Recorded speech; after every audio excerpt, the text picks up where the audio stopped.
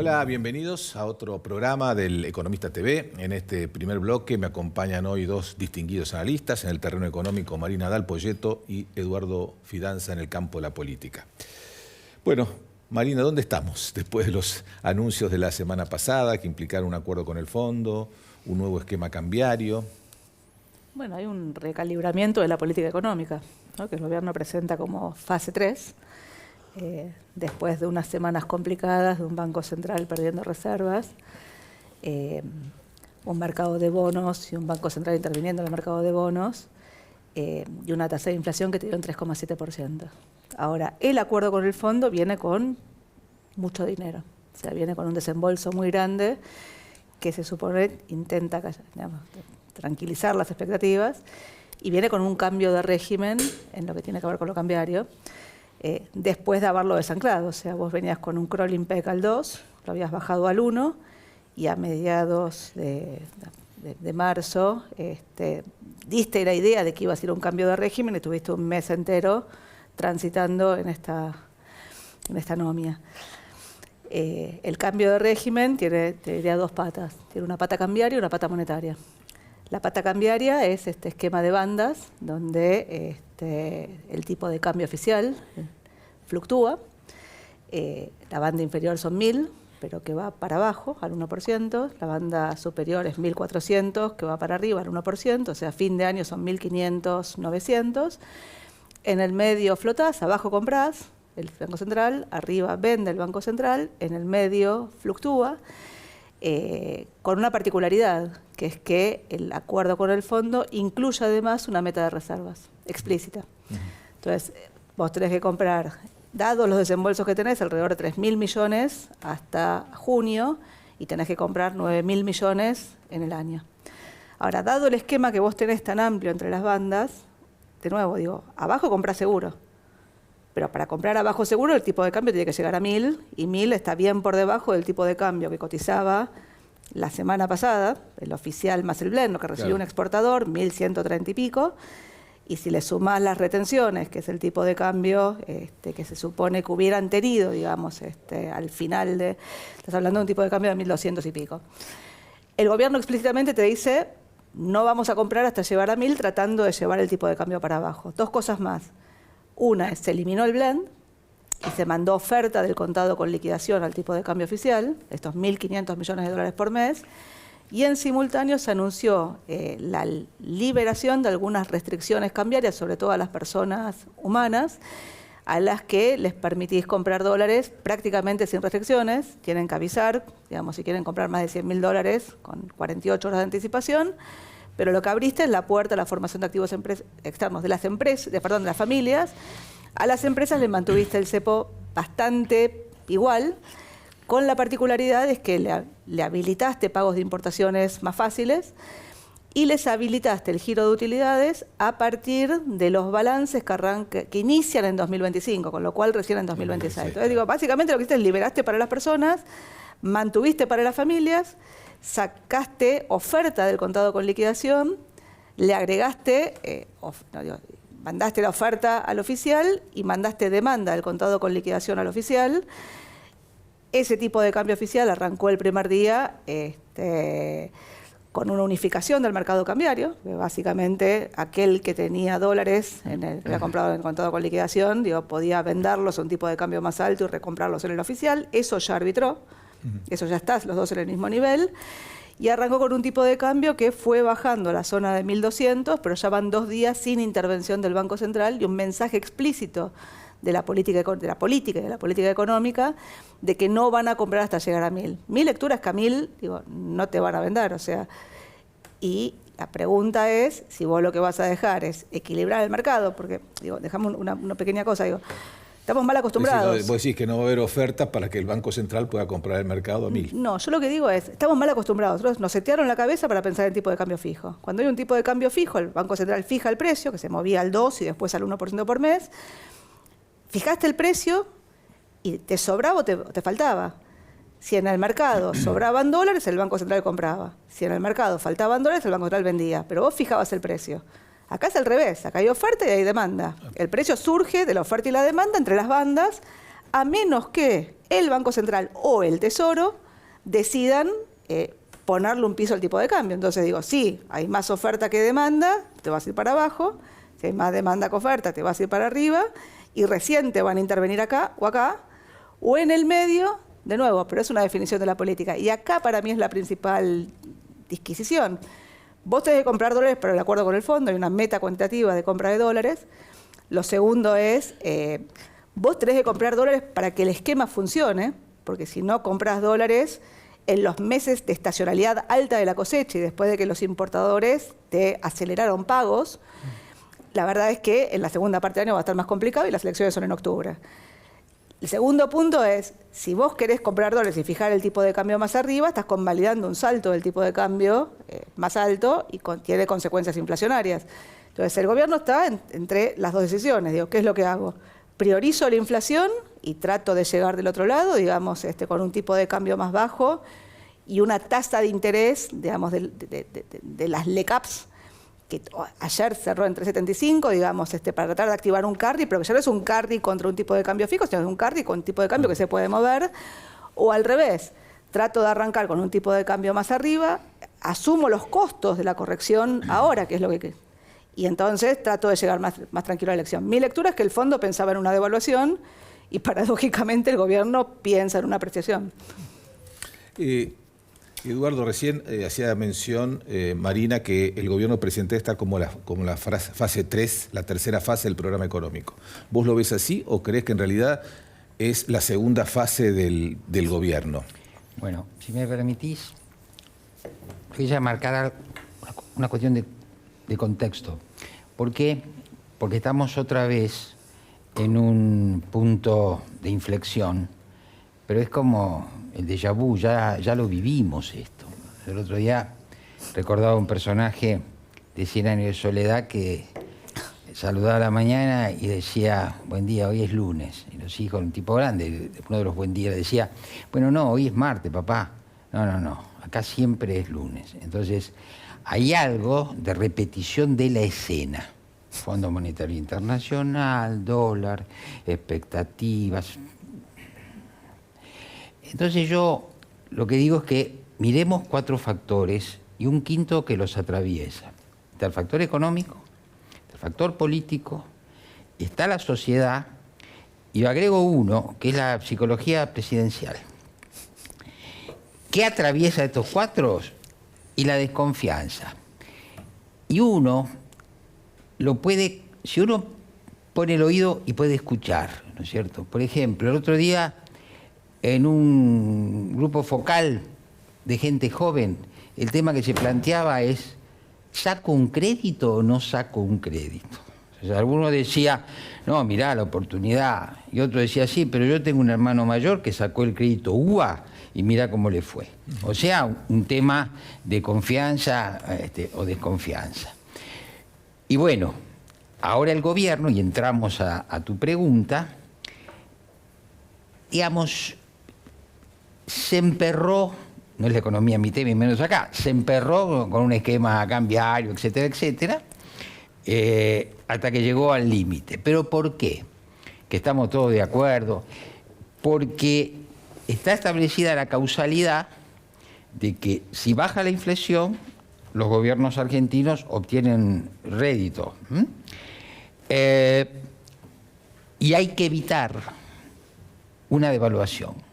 En las curvas de poliarquía, que llevan 20 años de acumular datos de opinión pública con índices que suman indicadores, cada vez que hay una devaluación, el gobierno cae. Y a veces cae pronunciadamente. Por ejemplo, queremos un esquema que no se sostenía y que hubo que corregirlo. Bueno, la devaluación de enero de 2014, cuando ya hubo y Kicillof tuvo que devaluar. Bueno, es una caída del gobierno que después no se recupera más. Si vamos a 2018, abril, mayo de 2018, lo mismo. Nunca más Macri volvió de ese momento. Y si agregamos lo que yo llamo la hora Batakis, que cuando viene Macri, cuando viene Massa, una corrida impresionante, no se recupera más el gobierno. Entonces, es como el ABC. tengo que mantener baja la inflación y horror, nunca tengo que devaluar. Pero claro, eso es una visión. Finalmente tienen que devaluar. Ahora, yo creo que estamos en el momento en que no hay que hacer causalidades fáciles. Estamos en el momento del solapamiento de la política y la economía. ¿Por qué lo digo? En primer lugar, porque la economía lo que va a generar en los próximos 2 o 3 meses es aumento de la inflación. La gente ya venía diciendo, y se ven en las expectativas respecto de la inflación, la gente se ha empezado a dar cuenta, no, pero las cosas empezaron a subir. Van a subir más. Vamos a ver cómo eso afecta al gobierno. Pero por otro lado, está la construcción política. Vamos a tener una elección legislativa. Son 24 distritos. En una época de fragmentación política muy grande, requiere una gran habilidad el armado. Entonces uno se puede preguntar, ¿este gobierno le ha dejado el armado a la hermana del presidente? Una de las cosas que vamos a ir sabiendo es si la hermana del presidente arma bien o arma mal. Y acá hay un problema. Los Milei se asumen como la antipolítica. ¿Qué hacen con el instrumental de la política? ¿Lo tiran por la borda? Porque, bueno, la antipolítica es la casta, pero también es el instrumental. Por ejemplo, la rosca. ¿Qué van a hacer con eso? Entonces, bueno, ahora se va a empezar a ver, ¿no es cierto? Viene Ciudad de Buenos Aires. Bueno, en Ciudad de Buenos Aires las chances del gobierno son más o menos. Podría ganar, podría perder. ¿Quién sale en punta? El peronismo. ¿No es cierto? Y en segundo lugar compitiendo, entonces, ahí tenemos la primera elección. Después va a haber algunas elecciones, ya tuvimos la de Santa Fe, que es un poco sui generis, muy lejos la Libertad Avanza del que ganó. Vamos a ver una sucesión de elecciones, algunas locales las va a ganar el gobierno, otras las va a perder. Y vuelvo y concluyo mi intervención con esto. ¿Por qué digo la psicología presidencial? El 14 de febrero, viernes, a la tarde, nosotros hicimos la reunión en el estudio para nuestro informe semanal y nuestros clientes del exterior nos decían, los fundamentales están bien, nos preocupa el presidente. Y nosotros, que tenemos un escenario favorable, dijimos, muchachos, esa noche tocó el botoncito y fue el escándalo Libra, que nunca nos explicaron por qué lo hicieron. Entonces, quiero decir, ese factor también. Milei acaba de enojarse mucho con los Macri porque demonizan a su hermana, ¿no es cierto? Es una escena extraña, ¿no es cierto? Entonces hay que ver, porque por ejemplo, hay una oportunidad importante y estratégica de confluir con el PRO en la provincia de Buenos Aires. Pero a lo mejor me enojo con el PRO, los maldigo y no arreglo con ellos. Y me subo a la omnipotencia. Claro, el resultado de la Ciudad de Buenos Aires va a tener influencia y puede forzar un acuerdo del PRO y la Libertad Avanza en la provincia de Buenos Aires. Juan, y una cosa más, lo que sabemos es que van a una especie de interna, ¿no es cierto? No hay paso, pero hay estas internas, donde, estamos en horario de protección al menor, donde van a ver quién tiene el voto más largo. Entonces, cuando eso se resuelva, van a ir a la otra negociación. ¿Qué pretende el gobierno? Ganarle al PRO en la ciudad y después ofrecerle lugares muy distantes en las listas. ¿Qué pretende Macri? La inversa. El gobierno me parece que tiene muchas más herramientas, pero ojo con ningunear, ¿no es cierto? Ojo con ningunear, porque esto que contaba Marina del dólar, esto de decir, lo voy a llevar a 1.000 pesos, es ningunear, es un ninguneo financiero, económico. Te voy a poner donde yo quiero. Vamos a ver, porque como siempre, para los omnipotentes, el otro también juega. Marina, este tema de la devaluación, su obvio impacto en el nivel de precios, ¿qué magnitud crees vos que va a tener? Habida cuenta, bueno, como dijo Eduardo, este año la política y economía van a estar muy entrelazadas porque es un año electoral. Falta mucho para las elecciones, creo que el gobierno ha puesto un salto en la inflación ahora y que después vuelva a un sendero descendente a medida que se aproxime la fecha de las elecciones. Bueno, lo primero que diría es el 18-22% del Fondo Monetario, tachalo, eso no va a pasar. Ya tuviste un salto en la inflación en marzo, el 3,7, es cierto que fueron la carne, fueron las verduras, pero también los servicios. y tenés una inercia inflacionaria bastante más alta de la que esperabas tener para esta altura del año. Ahora tenés un cambio de régimen, ahora de nuevo, ¿cómo proyectamos inflación? Digo, claramente la expectativa de cambio de régimen te generó un corrimiento en los futuros y atrás del corrimiento en los futuros hubo una formación de precios. Ahora, los futuros a hoy están en la mitad de la banda. Ahora, ¿cómo fijo precios? Digo, pues yo antes, las empresas sabían el crawl, o sea, lo mismo que con el mercado cambiario, sabían cómo se movía el tipo de cambio. Y en todo caso tenían incertidumbre sobre la brecha, pero el grueso de los precios está formado con el tipo de cambio oficial. Ahora vas a un esquema de flotación. Entonces, ¿qué es lo que hace el gobierno con el tipo de cambio? Porque, de nuevo, la disyuntiva es, lo dejo que corrija ahora y trato de sostenerlo arriba, digamos, me va a costar menos la tasa para sostenerlo más alto, probablemente con una inflación más alta de arranque, pero con más chances de llegar tranquilo hasta el final, o al revés, lo que hago es, voy hasta abajo, aprecio el tipo de cambio, hago perder plata a los que compraron dólares, o a los que no te liquidaron, o a los que pagaron anticipadamente, no acumulo reservas, de corto plazo el shock inflacionario es menor, ahora, tengo serios riesgos de volver a tener un salto hacia adelante. Digo, si vos pensás en un salto del tipo de cambio ahora, inflación que fue 3,7, abril en torno al 4, nosotros veníamos midiendo hasta el viernes pasado y ya la inflación nos daba 2,8. Bueno, ahora tenés un salto adicional, medio mes, probablemente esté en torno a 4. Mayo probablemente esté también en esos niveles. De nuevo, no es lo mismo si en mayo el tipo de cambio vale 1.000 que si vale 1.500, 1.400, o sea, en el piso que en el techo. Estás metido en la incertidumbre. Hay un cuento que yo uso mucho, porque ayer hablaba con un cliente de consumo masivo y dice, bueno, ¿qué hiciste con las listas de precios? Entonces yo uso el cuento del gurú indio, ¿viste? El gurú indio un gurú va a una tribu india, ¿no? Lo contratan para preguntarle cuánto frío va a ser durante el invierno. Y entonces el tipo, primera reunión, le dice, va a ser mucho frío. Se va. Segunda reunión, ¿cuánto frío? Va a ser mucho más frío de lo que imaginaba. Tercera, cuarta reunión, a la quinta reunión le dice, va a ser el infierno más frío de todos los inviernos. Entonces el tipo se pudre y le dice, bueno, ¿y cómo haces para proyectar ese? Y veo cómo están recolectando leña los indios. Entonces lo que digo es, hay una correlación, o sea, en el fondo, hoy a las empresas que tienen que fijar precios están con un contexto de más incertidumbre y en un contexto donde la demanda que para algunos segmentos estaba traccionando y en otros segmentos no va a traccionar, te pone un límite a la fijación de precios. Para una economía más abierta, pero para una puja distributiva que ya viene por perder mucho, sobre todo en el sector público y sobre todo en el sector informal, no tanto en la recuperación de corto, pero sí comparado contra 4 años atrás.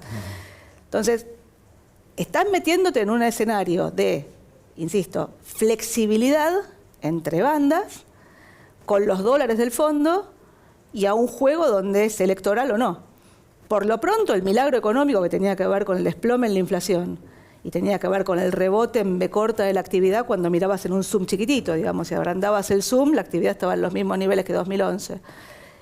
Ese milagro, digamos, acá, o sea, es un programa donde te piden la flexibilidad cambiaria y te piden que acumules reservas, te piden que compres, no que lleves el tipo de cambio a 1.000, y es un programa que tiene un esquema monetario de cantidad de dinero que es mucho más restrictivo que la oferta monetaria fija del esquema anterior, que nunca fue fija, porque la base monetaria, se aumentó 20% en los últimos 20 días y aumentó 60% desde que empezó el programa. O sea, básicamente fue un programa expansivo.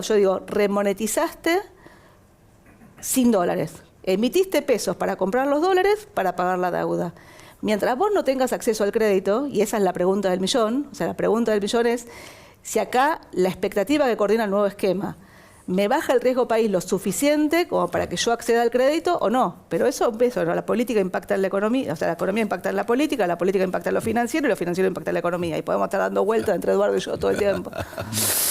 Eduardo, ¿vos te parece que estos anuncios que hizo el gobierno en materia de política económica, que da la sensación que lo ponen nuevamente en un lugar de impulsar ellos la agenda, llegó en el momento justo, no estamos en un momento de cierto decaimiento de la imagen del gobierno y que esto lo pone nuevamente como actor principal en la escena? Sí, desde ya. Yo creo que tuvieron sentido de la oportunidad, una confluencia de circunstancias, un detalle que mantuvieron el secreto hasta el final. Cuando uno lee las crónicas, todas, la de los analistas económicos, la de los analistas políticos, nadie sabía exactamente lo que iba a pasar. Sí, había un genérico sobre las bandas, pero no mucho más que eso. Y sobre todo porque muchos análisis eran no se va a salir del cepo. Yo creo que el gobierno recupera, evidentemente, iniciativa política, la recupera, y eso es muy importante. Y hace una jugada que es un poco contraestacional. Cuando uno ve los años electorales, siempre ve las políticas, digamos, más demagógicas.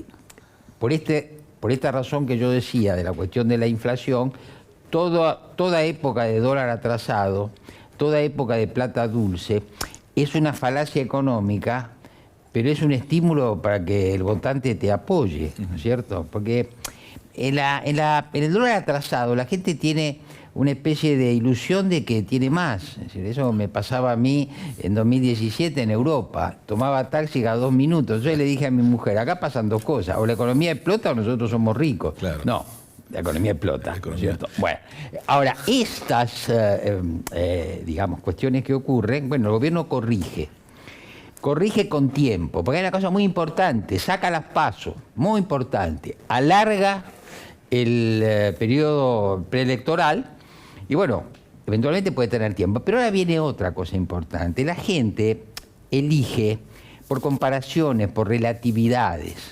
Por ejemplo, la gente dice, bajó la inflación y se olvida que el último golpe de la inflación, para llevarlo casi a 30% mensual, fue la macro devaluación inicial de Milei. Ahora la gente dice, bajaron los precios.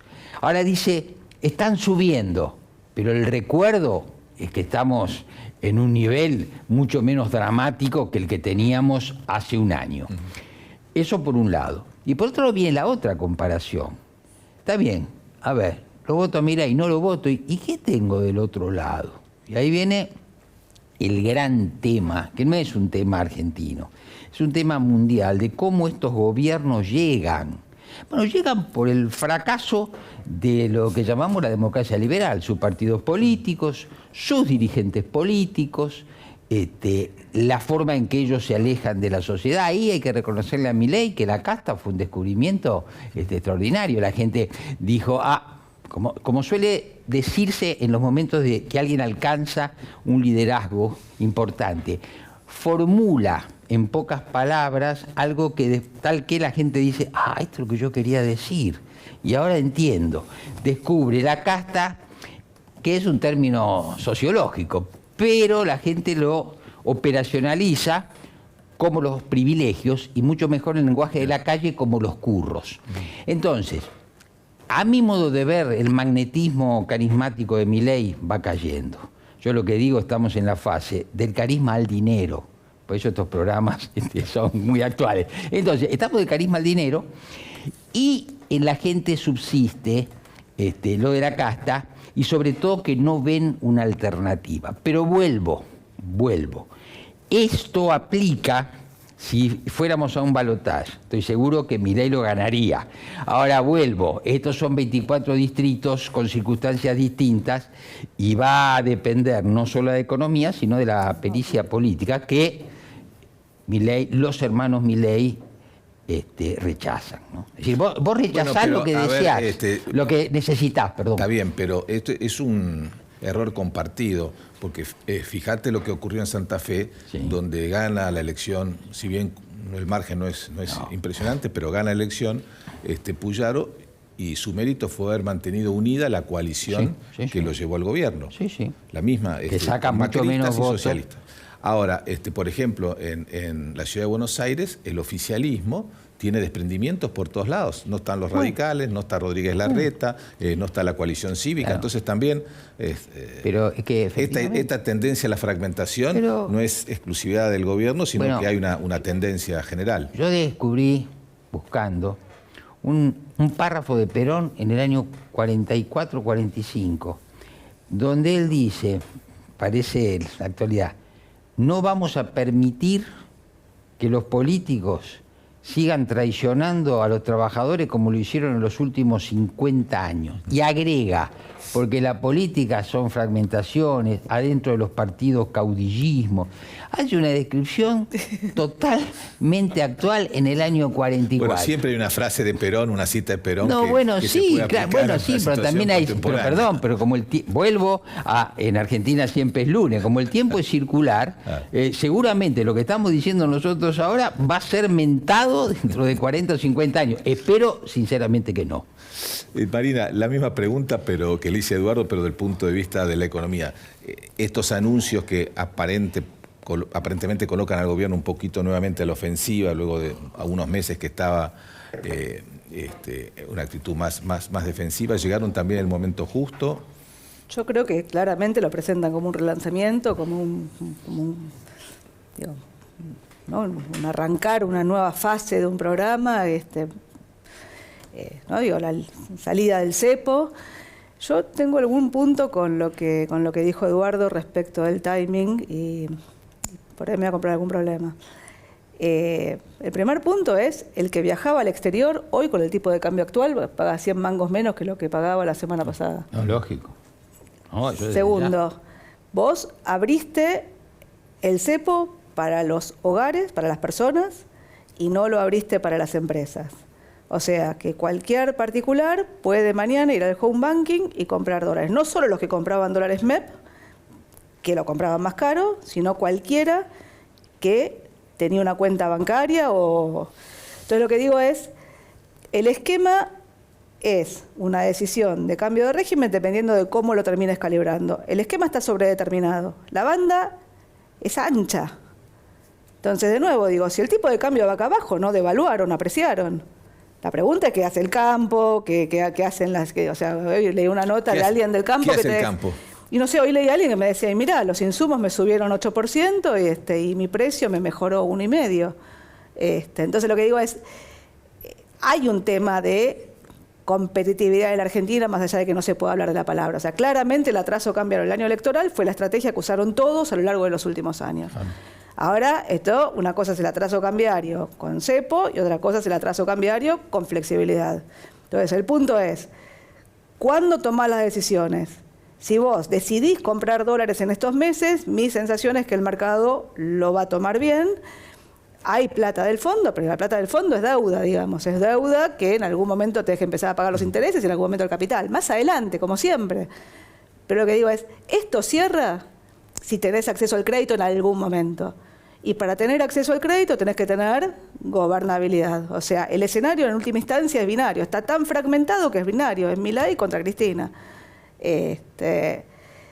Y esto cierra, para mí, digamos, no hay ninguna chance que tengas acceso al crédito si no empezás a acumular reservas. Si tu esquema es los dólares que entran por un lado se van por el otro, digo, mi lectura es que lo que ellos están pensando es que la gente compre los dólares a través del home banking y que los deje en el banco como fue entre 2016 y 2017, donde la gente compraba en ese momento letes en dólares del gobierno y después cobraba los cupones y los dejaba dentro del banco. Entonces te aumentaban los depósitos y empezabas... Pero de nuevo, todo sujeto a un esquema que si vas para si vas para la banda inferior, puede ser, digamos, pero no, digamos, lo ves para ahí. Yo te digo lo que dicen ellos, o sea, ellos lo que te dicen es hasta 1.000 no compramos. Mientras en el acuerdo con el fondo te dicen tenemos que acumular. Entonces, de nuevo, ¿qué vas a hacer? ¿Vas a acumular? ¿Quién va a acumular? ¿Va a comprar el Tesoro? ¿Con qué pesos compra el Tesoro? Tiene pesos depositados en el Banco Central, tiene pesos depositados en el Banco Nación, pero de nuevo digo, tenés que estabilizar lo financiero. Lo financiero lo estabilizás el día que reactivás el carry. Y el carry lo activás el día que la expectativa de que la tasa de inflación vaya por arriba de la tasa de devaluación. La tasa de devaluación fluctúa y al final de cuentas, digo, la estabilización requiere que no pienses solamente en el carry. La estabilización que pienses en la moneda local y el esquema per se requiere tasas de interés más altas, expansión del crédito menor y una macroeconomía que va a crecer menos de cara a la elección. Entonces, yo qué sé, digo, la verdad es que no llegabas de otra forma. O sea, el crawl al 1 como esquema no llegaba.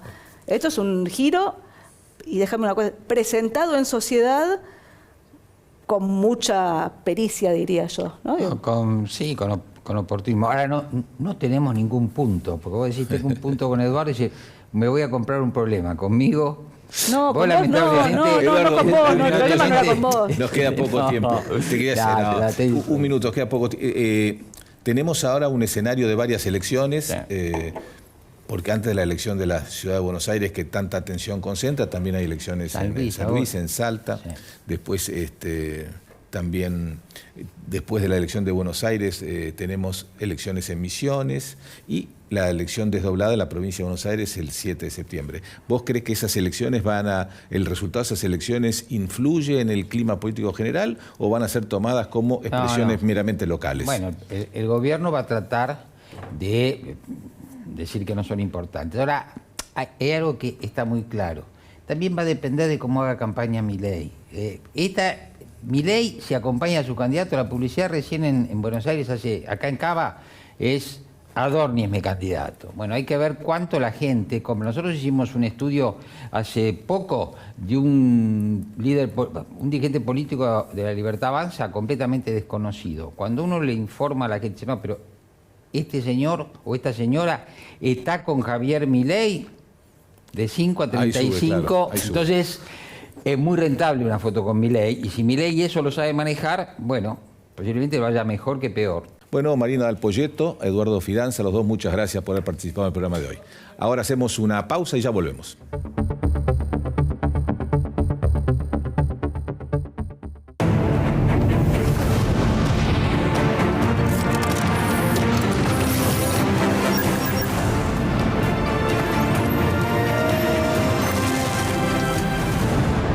Ternium, acero para hacer. Legislatura porteña. Entérate de todo lo que estamos haciendo. Ingresá a legislatura.gov.ar para saber más. Nos une la ciudad.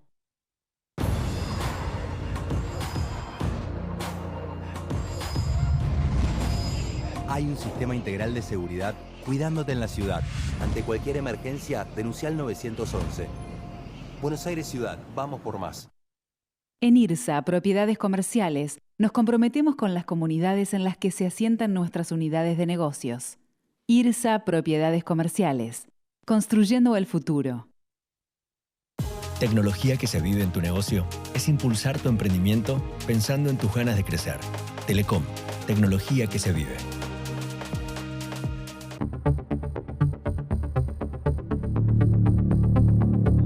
Muy bien, segundo bloque del Economista TV. Voy a conversar ahora con Javier Casabal, que es de AdCap Grupo Financiero.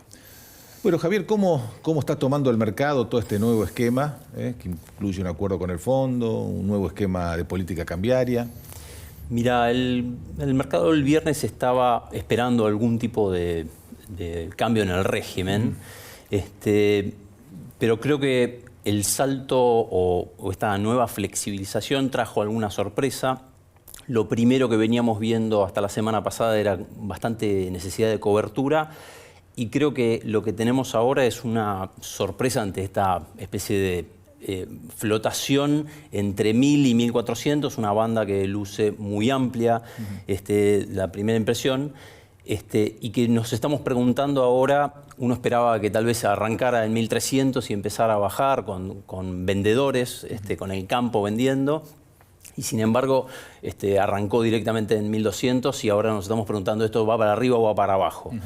Me parece que en este contexto todavía no se despejan las dudas, o sea, el que estaba esperando vender se sigue preguntando cómo van a ser los próximos días.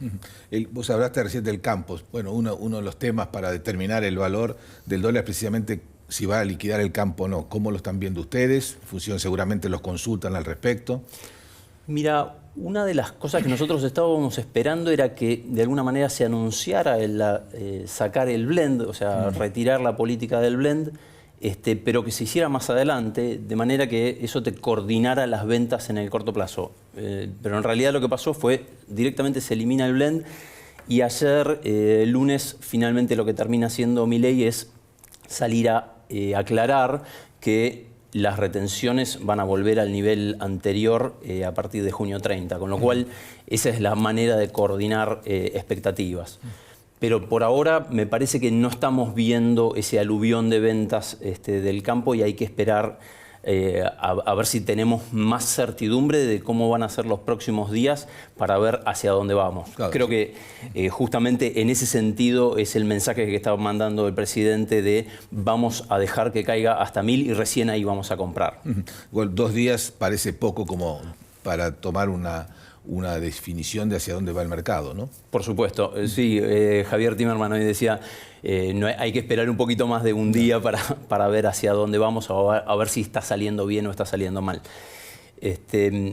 Yo creo que a fin de cuentas, dónde vamos a poder medir el mercado y qué es lo que va a estar mirando el mercado para ver si esto va bien o va mal, son las compras del central. Si vemos que el mercado, si vemos que el Banco Central empieza a acumular reservas de acá hasta el 13 de junio, como se propone en el acuerdo con el fondo, que se propone en comprar casi 5.000 millones de dólares, bueno, el mercado va a responder muy bien. Es bastante estricta esa cláusula que establece el fondo en el acuerdo, ¿no? No sé si es estricta, exigente. Bueno, en función de cómo venimos, ¿no? Sí, por supuesto. Teniendo en cuenta que el viernes veníamos vendiendo, bueno, creo que las dudas están en... Bueno, el viernes el blend estaba en 1150, 1180 y hoy estamos con el nuevo régimen en 1200 y eso es lo que genera las dudas, ¿no? O sea, no estamos realmente muy diferentes de lo que era el viernes. La pregunta es si esto te permite comprar dólares realmente y qué pasa si la volatilidad externa vuelve a aparecer. Bueno, precisamente, ¿cómo están viendo ustedes el escenario externo? Parecería que esta semana va a ser más tranquila en términos de volatilidad que las anteriores, ¿no? Pareciera que sí. En este momento, de alguna manera, es como que no estamos pudiendo poner a prueba si el régimen puede fallar o no. De cualquier manera, yo creo que esa meta, aunque es exigente, me parece que es algo muy positivo, que el gobierno se haya comprometido a comprar en 2 meses casi 5.000 millones de dólares, y creo que el mercado va a estar muy positivo si eso se va dando. Ahora, siempre en términos de la meta, bueno, siempre puede haber un waiver si ocurre algo afuera que te impide cumplirla. ¿Crees que puede ocurrir algo afuera o ya lo que vimos es todo lo que hay? Mira, por los mercados, te decía antes, ¿no? Los mercados externos parecen esta semana un poco más tranquilos que el anterior. Eso es cierto, pero también es cierto que de la noche a la mañana hemos tenido días de 10% para arriba, 10% para abajo, y no nos puede sorprender que haya algún nuevo anuncio que nos cambie el humor del mercado muy rápidamente. Por eso me parece que el mercado en este momento no está para cualquiera, y de golpe si llegara a aparecer una devaluación fuerte del yuan, bueno, eso nos puede poner bastante bajo presión el nuevo régimen. Para los activos argentinos, ¿cuál es el indicador internacional que ustedes más toman en cuenta, que más impacta? El bono del Tesoro a 10 años de Estados Unidos, el nivel del dólar contra otras monedas, eventualmente movimientos en China. Mira, creo que a fin de cuentas Argentina viene medio obedeciendo una dinámica local. Por supuesto que si el S&P está muy para abajo, va a ser muy difícil que Argentina encuentre demanda. Pero de momento creo que hoy respondemos más a la dinámica local que a la dinámica internacional, a estos niveles, ¿no? Igual el nivel del dólar es clave para la Argentina y el mundo. ¿Por qué se ha venido debilitando? Un poco los activos de Estados Unidos se han venido debilitando en los últimos tiempos, el bono y también en alguna medida el dólar, ¿no? Sí, bueno, se ha producido una especie de decoupling entre la tasa de 10 años y lo que viene a ser el valor del dólar contra las demás monedas. Esto es similar a lo que había pasado ya en 2018 cuando empieza a aparecer justamente un poco de desconfianza en cómo se llevan adelante las políticas de Estados Unidos. Entonces ahí lo que normalmente se mueven juntos, bueno, ahí se empiezan a separar y empiezan a aparecer los riesgos que ve el mercado. Claro, porque era habitual que en otras crisis internacionales precisamente lo que se fortalecía eran los activos de Estados Unidos y no está ocurriendo eso en esta oportunidad. ¿Cómo cómo están analizando ustedes, cómo ven los próximos tiempos para el mercado de bonos y las acciones en Argentina? Mira, yo creo que los bonos soberanos argentinos, el Global 35 cayó desde los máximos en enero. desde $70 casi a los 65 actuales, pero la semana pasada estuvimos en 55. Yo creo que hoy estamos, después de una corrección bastante marcada, creo que Argentina tiene ahora bastante espacio para volver a aquellos máximos, por supuesto ajustados por lo que fue el aumento generalizado del riesgo. Eso por el lado de los bonos en dólares. Ahora, más para la dinámica local, me parece que los bonos ajustados por inflación son los que mejor van a capturar el retorno del éxito de esta política, ¿no? O sea, la baja de la brecha cambiaria, posiblemente algo de traslado a la inflación, pero con tasas cercanas a ser más 10, me parece que eso va a terminar dando muy buenos retornos. ¿Y el mundo bursátil cómo lo ves?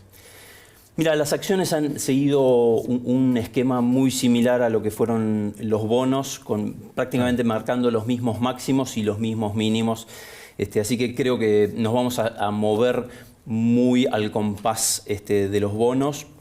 Hay que tener presente que el aumento la caída del riesgo país era uno de los principales catalizadores para que se traslade a precios el upside en las acciones, y eso era lo que de alguna manera se suspendió en este último tiempo. Entonces, en la medida que vuelvan a caer el riesgo país, las acciones empiezan a tener más recorrido por delante.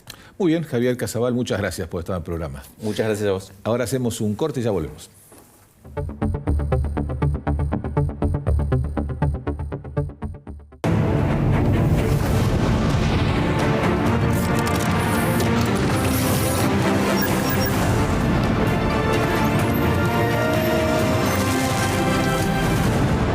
Ternium, acero para hacer. Legislatura porteña. Entérate de todo lo que estamos haciendo. Ingresá a legislatura.gov.ar para saber más. Nos une la ciudad.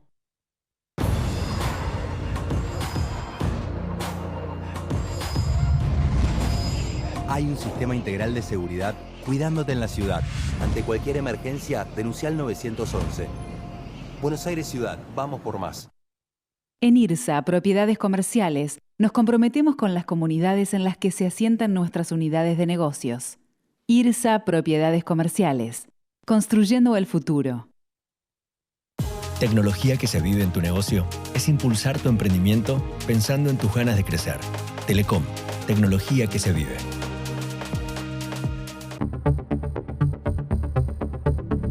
Muy bien, último bloque del Economista TV. Voy a conversar ahora con el economista Jorge Carrera, que fue director del Banco Central. Bueno, Jorge, ¿cuál es tu visión de este cambio, si se quiere, del esquema cambiario, acuerdo con el Fondo Monetario, apertura parcial del cepo? Bueno, yo creo que es un evento muy importante porque en cierta forma encontramos que el Fondo Monetario le dobló el brazo al gobierno. Yo creo que a su manera y en una forma comunicacional muy interesante, pero el gobierno ha tenido que reconocer que hubo una parte importante de su programa económico, que es la parte monetaria y sobre todo la parte cambiaria, no tenía destino, había fracasado. También el mercado, en cierta forma, desarmando el carry trade y la percepción del público, estaban mostrando que ese esquema que pretendía llegar a las elecciones con el dólar al 1%, la inflación convergiendo y un dólar muy barato que, como escuchábamos hoy, es una droga que en Argentina se ha usado secuencialmente durante muchos periodos. Yo creo que esa es la primera visión, ¿no? Yo creo que el Fondo Monetario impuso en cierta forma nuevas condiciones. Esta banda cambiaria es una perspectiva que puede tener tiene implícita una devaluación. El gobierno ha sido muy hábil comunicándolo porque ha escondido esta devaluación moderada detrás de una apertura del cepo, que en realidad además es una apertura parcial del cepo, es una apertura para, como se dice ahora, personas humanas, en donde ahora cambia la posibilidad de comprar el dólar en vez del dólar MEP, comprarlo en el dólar oficial. Es una cierta apertura para las importaciones de parte de las empresas y una promesa para la revisión de utilidades a través de futuros bopreales, que es más deuda en dólares por parte del Banco Central y más déficit cuasi fiscal en dólares, cosa que comúnmente no se mira, ¿no? Porque hemos mirado siempre el déficit cuasi fiscal en pesos y las LELIQ, pero ahora estamos cargando al Banco Central con mucha deuda en dólares.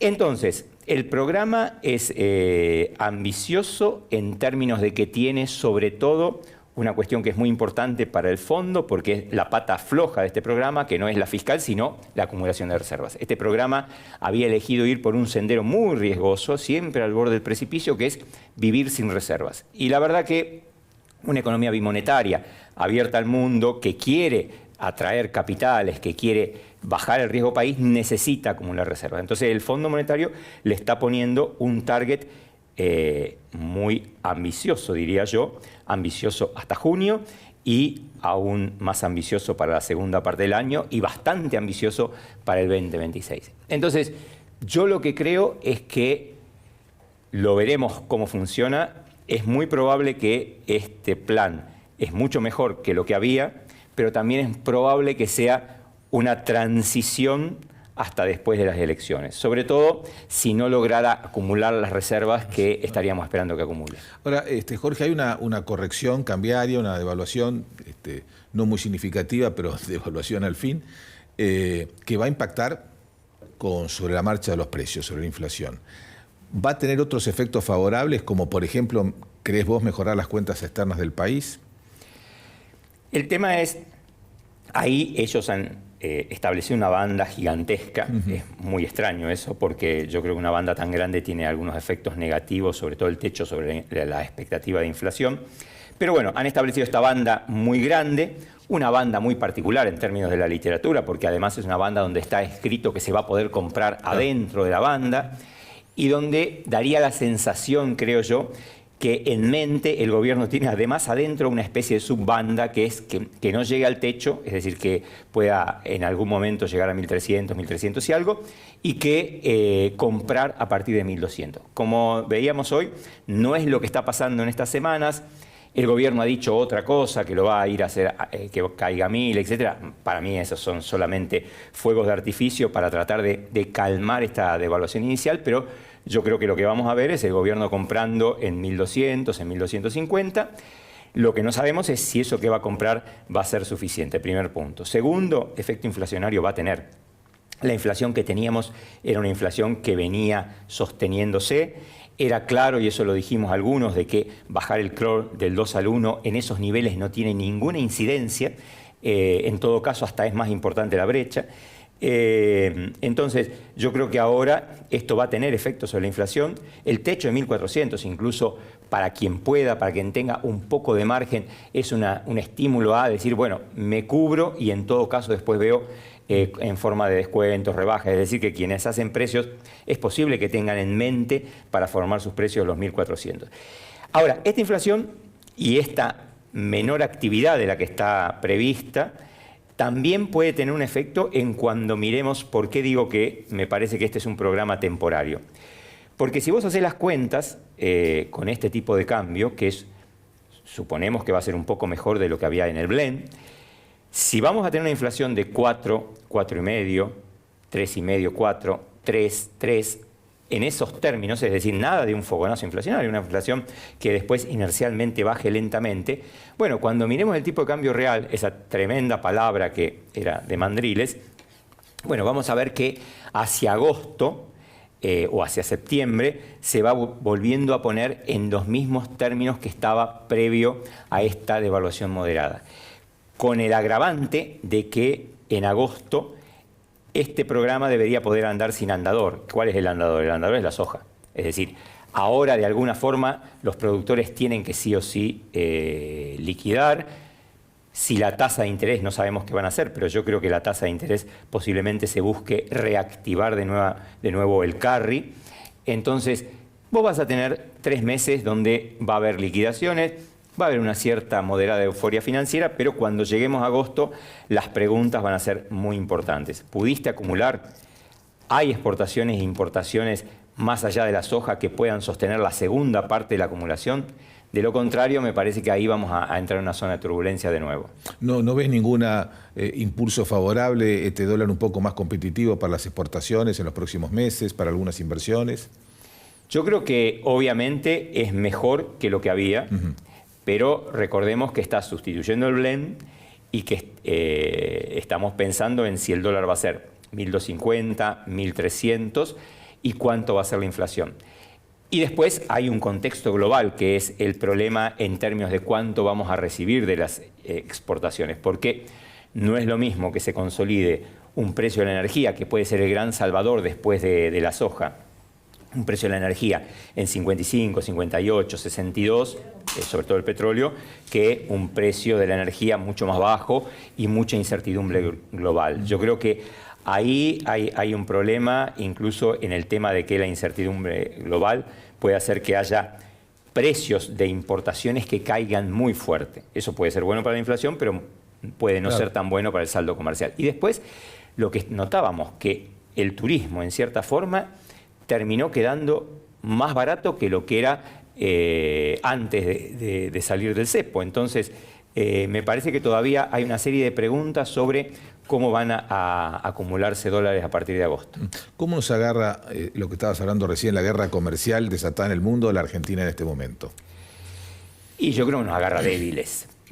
Nos agarra muy bien posicionados políticamente, porque hay que reconocer que dos cosas. Quería decir que así como el gobierno fue muy hábil en esconder la devaluación detrás de esta apertura o semiapertura del cepo, sí también estuvo muy hábil en conseguir una cantidad de fondos muy grande del Fondo Monetario y, sobre todo, volviendo a tu tema, en la visita del secretario del Tesoro norteamericano. Yo creo que eso es una muestra muy contundente de apoyo. Aparentemente vino con los bolsillos vacíos, pero vino a apoyarnos. ¿Y qué significa esto? Que estás hablando con una persona que es el que tiene que decidir eventuales acuerdos producto a producto, no creo acuerdos generales de libre comercio, salvo con el Reino Unido. Pero bueno, todo esto va a significar una gran volatilidad y posiblemente una reducción del comercio global, saldos exportables que van a andar por el mundo tratando de colocarse, y en ese sentido nosotros estamos yendo en sentido contrario. Imaginemos que todas las políticas que está implementando Sturzenegger, por ejemplo, de facilitación de importaciones, en realidad son hacer mucho más baratas las importaciones. Hoy un importador, aun que tuvieras el mismo tipo de cambio, encuentra mucho más fácil importar, y entonces eso yo creo que lo vas a terminar notando también en el saldo comercial. Una última cosa, el 10% nuestro entonces no es el problema más grave que nosotros enfrentamos. El problema que enfrentamos es que tenemos una política de apertura comercial en un cierto momento en que todo el mundo va a buscar lugares y mercados donde depositar los saldos exportables, aunque sea pagando el costo de transporte o haciendo dumping, porque si total la OMC en este momento está paralizada. Entonces vamos a ver dumping por todos lados, tratando de colocar todos esos saldos exportables, y eso puede ser problemático. Bueno, igual el secretario del Tesoro, que estuvo estos días en Argentina, si bien vino con la billetera vacía, como dicen algunos, planteó sí una posición muy clara en cuanto a intentar que Argentina, como un país relevante en la región, se vaya alejando de China, porque es la gran preocupación. Finalmente, todo este conflicto termina en un enfrentamiento entre China y Estados Unidos. Sí, eso es importante, y ahí más que una solución, por el momento nos trajo un problema, porque nos dice, yo hice todo esto por ustedes en el Fondo Monetario, porque no cabe duda que sin el empujón del Tesoro, este acuerdo tan sui generis y este desembolso tan sui generis y la forma en que está evaluado sobre el final del memorándum el riesgo que significa prestarle a Argentina, pues decir, si acá alguien no empujaba, pero con mucha fuerza, este monto de dinero no salía. Bueno, eso estuvo muy bien, pero ahora nos trajo un problema, porque arréglense, pero arréglense con China. China es nuestro gran comprador de muchos productos, es nuestro gran comprador de carne.